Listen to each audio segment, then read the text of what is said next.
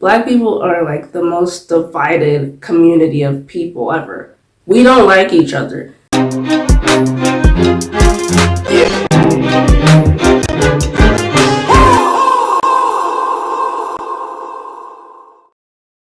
Hey guys, awkjellybean here. So today I'm going to be telling you about 4 uncomfortable realities at HBCUs.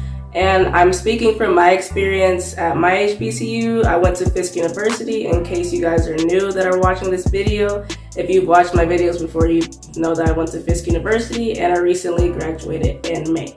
So yeah, but I'm just going to be telling you about the uncomfortable experience that I went through. So I can't speak for all HBCUs, for those of you who might get triggered or whatever, but these are just the realities that I experienced. So let's get started.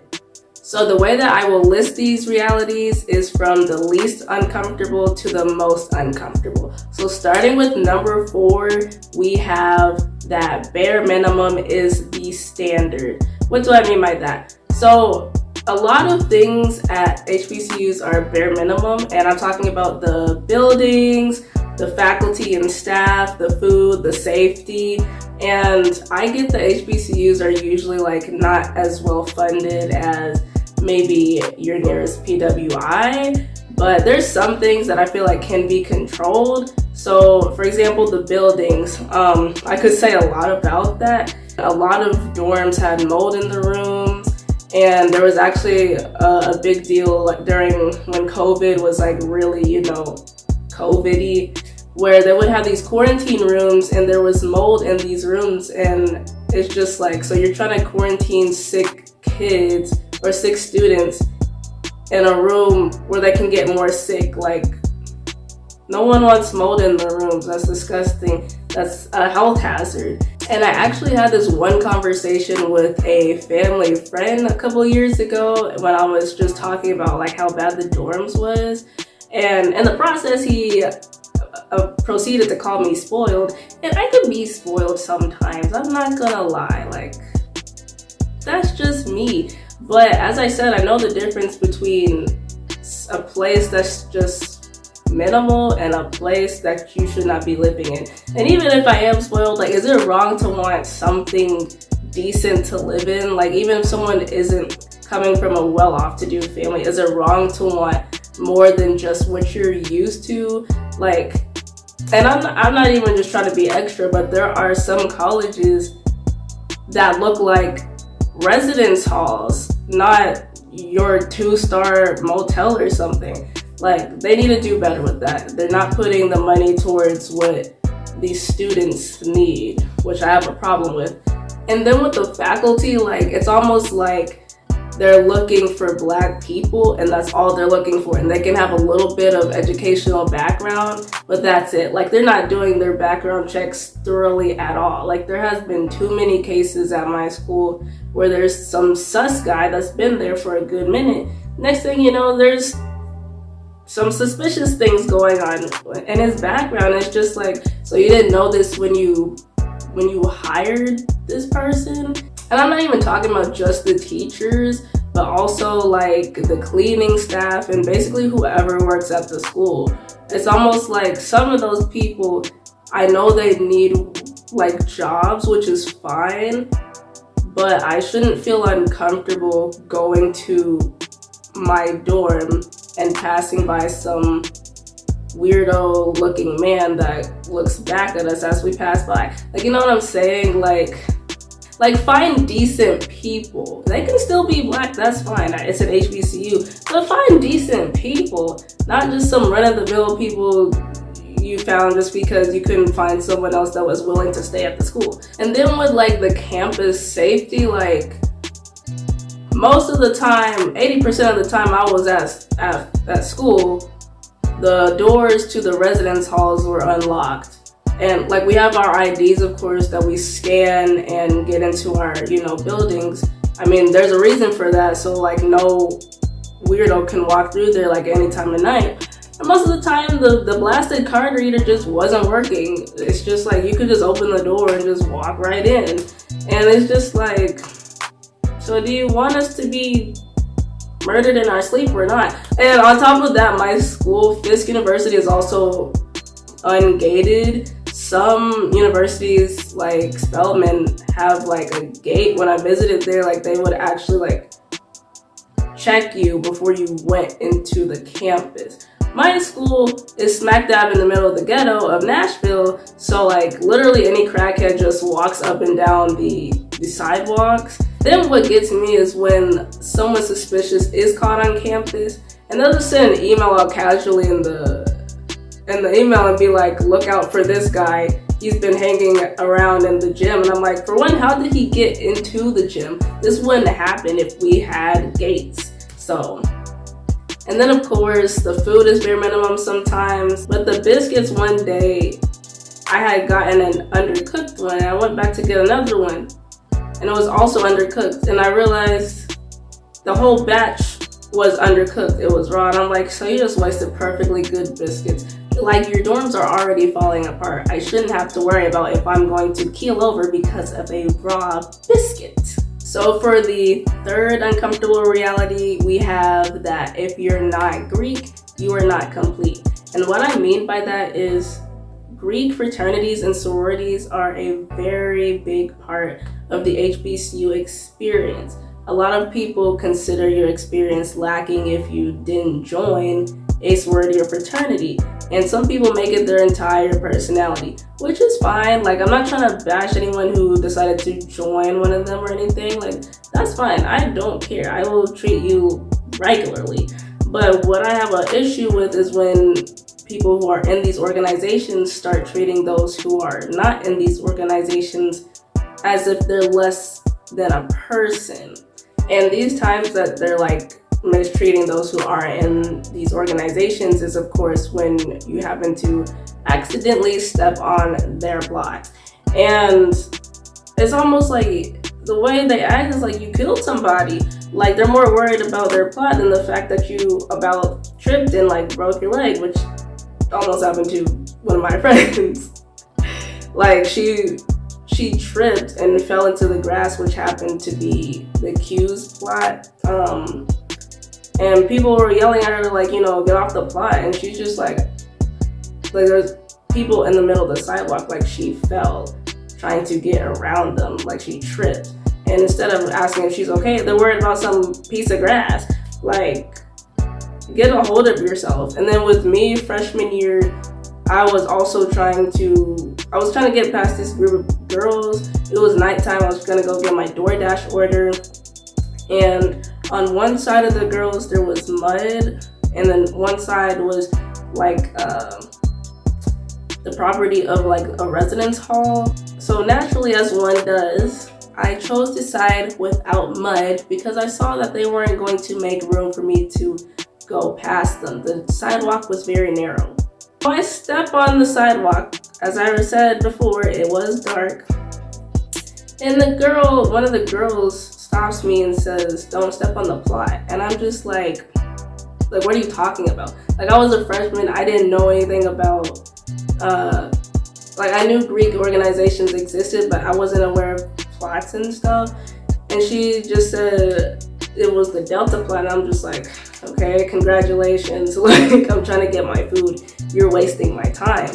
But it's the way that she said it. Like, you guys aren't moving out of the way. So it's like, so you'd rather me step in mud rather than this plot? I think not. And then if stepping on their plot wasn't bad enough, what gets me is when one of these students accidentally step on their plot. They don't get the same backlash as if one of us stepped on the plot, because it's automatically assumed that if you're Black, you must know about the HBCU culture. You must know how important that Greek organizations are to HBCUs. And because that these students happen to be non-Black, they get a pass. Like, I just find it funny that the whole reason we have HBCUs was because these people didn't want us going to their schools, but you're gonna give these people a pass for stepping on your lands. But you won't give me a pass just because I happen to look like it. Just because I look like it doesn't mean I'm the same as you. And then another thing, besides like the whole property thing, some people when they join Greek orgs, they start acting different. And personally, I've had like a couple of friends who have also joined, and it seemed like our friendship dynamics changed. It's like they started, like, I understand that you want to hang out more with your brothers and sisters, but I have a problem when our friendship hugs start going to waves to greet each other. Like are we not friends anymore? It's like people that you've never seen them hang out with, they start hanging out with them just because they joined this fraternity or sorority, and then it's like, because you're not in one, you don't have the status or whatever, and it's just sort of like weird. Not really rocking with that.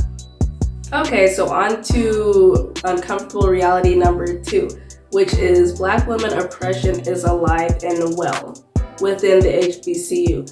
And this is a darn shame, because when you go to an HBCU, you expect to feel like you have a weight lifted off of you because you're around your own people. You don't have to worry about still getting, discriminated against and treated differently just because you happen to be Black. Also, the Black woman is like the most oppressed person in the world. They're Black, which is, something to be discriminated over, and they're women, minority. Also, like a stereotype for Black women is that they are promiscuous, which brings me to a memory that I had as a freshman. So as a freshman, we had meetings usually once a week just to like talk about issues that have been going on. Maybe someone left, like a toiletry on the ground or something. But this one time we had like a whole residence hall meeting. It was held like at 10 or 11 at nighttime by the chief of campus safety, and the residence director. So basically, long story short, they basically reprimanded the whole entirety of the freshman girls and basically called us whores. Because what was happening was some girls were bringing in boys to the rooms, and we weren't supposed to do that. Our rules were we couldn't have boys over at all, and we had a curfew. Most people didn't really follow the curfew, and there was still a few girls who did bring in boys. And I'm not saying that we shouldn't be held accountable, but all I'm saying is that the approach was disrespectful. And it's like they were talking to us, as I said, as if we're whores, like trash. And as I said before, Black women are seen as promiscuous individuals. So it's just like the way that they're coming at us is as if they're accusing all of us of doing something. Like they already have an image of us in their minds when it's only just a couple of girls that are doing stuff. And another thing is, what gets me is they don't ever reprimand the men, the boys. The freshman boys were just chilling. I don't even think they got a talking to or anything. And that's not fair. And I know like a lot of people will say like, well, that's just like how life is and stuff. But it still doesn't make it right. Like, as I said, I don't mind being held accountable. But for one, don't accuse the whole dorm of basically acting like whores. Then another thing is that teachers would treat the men and women students differently. The men would have more leniency, especially if the teacher was a Black woman. Women students wouldn't get as much leeway. So like if you wanted a date extended for like an assignment or something, like if, for example, I were to ask, a teacher would be like, specifically a Black woman teacher, would be like, no, like you should have got your stuff done. And if Darnell or whatever his name is asks, she's all like, oh, well, I guess we can extend a little bit, but next time, like, finish your homework. Like, you know what I'm saying? Like, give me a break. Then this other thing that happened that goes under Black women being oppressed, it didn't even happen to me. It happened to one of my friends who told me about it. This one lady that worked at the school apparently told my friend that natural hair is seen as unprofessional. professional. What the cheeks does that even mean? And I'm not even saying literally what does it mean. Like, I know good and well what it means. Natural hair has been a controversial topic in the professional working world. And as I said before, when you're going to an HBCU, you don't want any sort of oppression because that's why you're there. You're not there to be discriminated against by your own people. And it's just like, so you're telling me this is a black woman and HBCU basically not empowering black women. Like, you want me to be fake for who? You want me to buy wigs for what? And finally, the most uncomfortable reality we've all been waiting for is that being black is not enough. Is simply not enough. And what I mean by that is that in HBCUs, there's still so much division amongst black people. Black people are like the most divided community of people ever. Like, we don't like each other. At my school, there was the Black Americans and Africans, specifically from Nigeria and a few from Ghana. And there was also the Caribbeans. I can't speak much for the Caribbeans, but I know for sure that the Black Americans and the Africans, they mostly didn't really intermingle with one another. They kept to themselves. So whenever the Africans were throwing an event for the African Student Association, there was hardly any Black Americans there. Like, they sort of kept to themselves. They hung out with their own group of people. And I'm different because, well, my mom is Black American and my dad is from Ghana. So, like, I'm comfortable with both sides, but that's not the case for a lot of Africans and Black Americans. Like, there's a constant disconnect with one another. And that's because each group has their own stereotypical mindset about the other. Black Americans had a stereotypical mindset about Africa, like it being primitive and that they're not civilized. And then with the Africans' point of view, Black Americans were seen as, lazy, never there for the family and stuff like that. But at the same time, even though there were stereotypical mindsets about the other, they were also trying to be like the other and absorb each other's culture indirectly. So for example, music, there's Afro beats. Black Americans would listen to that. And then with R&B and hip hop, Africans would listen to that.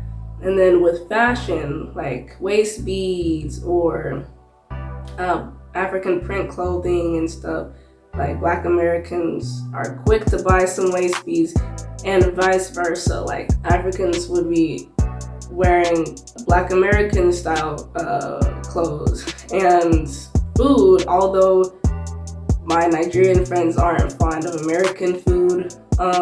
Black Americans would sometimes go to some of the events held by African Student Association to get some food. Like, it's like they were trying to get with each other's culture, but not completely. They didn't want to get too close. And I just feel like at an HBCU, it shouldn't matter what type of Black you are. It's like, you're Black. That should be all that should matter, to have a basic ground of connection. We have no reason to not be connecting, and we have no reason to have differing, incorrect opinions of each other. Learn about each other. That's what we're supposed to be there for. Like, it's like we've been pinned against ourselves for so long because of history, and we're still not letting ourselves just be as Black people. We're still judging each other, and it shouldn't be like that. We're all Black, for crying out loud. So like, let's get with the program. But that concludes my uncomfortable realities talk about my HBCU experience. So I hope you guys enjoyed this video, and feel free to put any uncomfortable realities or experiences you've had at your HBCU in the comments, or just comment on what I said and stuff. Whatever you feel like doing, just comment and subscribe if you so desire. But anyways, I hope you guys have an awesome day.